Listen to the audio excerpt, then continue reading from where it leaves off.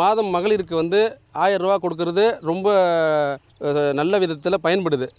மருத்துவத்துக்கு பயன்படுது, ஒரு படிப்புக்கு பயன்படுது, எல்லா விஷயத்துக்குமே வந்து பயன்படுது. அதேபோல் காலை உணவு திட்டம் அது மக்களுக்கான ரொம்ப பயன்படக்கூடிய திட்டமாக இருந்தாலும் நல்லா சிறப்பான முறையில் செயல்பட்டுக்கிட்டு இருக்குது. அடுத்து இல்லம் தேடி கல்வி. ரொம்ப கஷ்டப்படுற ஃபேமிலியாக புக்கு நோட்ஸ் இதுமாரி வாங்க வசதி இல்லாத சின்ன சின்ன பசங்க எல்லாருக்குமே சிறந்த முறையில் இல்லம் தேடி கல்வியும் செஞ்சு கொடுத்துக்கிட்டு இருக்காங்க. மகளிர் விடியல் பயணம், எவ்வளோ பேர் முடியாமல் இருக்காங்க, ஹாஸ்பிட்டலுக்கு போகிறதுக்கு 1000 ரூபா கொடுக்குற மகளிர் உரிமை தொகை வந்து அடுத்து 2000 ரூபாயாக உயர்த்தி தரேன்னு சொல்லியிருக்காங்க. இல்லத்து அரசிகளுக்கு 8000 ரூபாய்க்கு கூப்பன் தரேன்னு சொல்லி அதையும் சிறந்த முறையில் நடைமுறை அமல்படுத்துறதுக்காக அந்த திட்டத்தையும் சொல்லியிருக்காங்க. டெல்டா மாவட்டத்தை எடுத்துக்கிட்டிங்கன்னா ஃபுல்லாகவே எல்லாமே விவசாயம் தாங்க. விவசாயத்தை நம்பி தான் நாங்கள் வந்து இங்கே பொழப்பு நடத்துகிறோம். விவசாயம் அந்த தள்ளுபடி, அக்ரி லோனு எல்லாமே தள்ளுபடி செஞ்சியும் அதை நடைமுறைப்படுத்தி செஞ்சியும் கொடுத்துருக்காரு.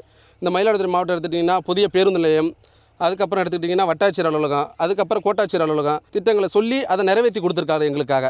எங்களெல்லாம் வழிநடத்தி கொண்டிருக்கிற எங்கள் மயிலாடுதுறை வடக்கு ஒன்றிய கழக செயலாளர் எங்கள் அண்ணன் சித்தமல்லி என் இளையபெருமாள் அவர்கள் வழிகாட்டுதல்படி நாங்கள் எல்லாருமே ஒரு மனதாக நாங்கள் வந்து காங்கிரஸ் கை சின்னத்துக்கு வாக்களித்து வெற்றி வேட்பாளர் அண்ணன் ஜமாத் முகமது யூனுஸ் அவர்கள் பெருவாரியான வாக்கு வித்தியாசத்தில் இந்த மயிலாடுதுறை மாவட்டத்தில் நாங்கள் வந்து அவரை ஜெயிக்க வைப்போம்னு சொல்லிட்டு நாங்கள் உறுதியளிக்கிறோம்.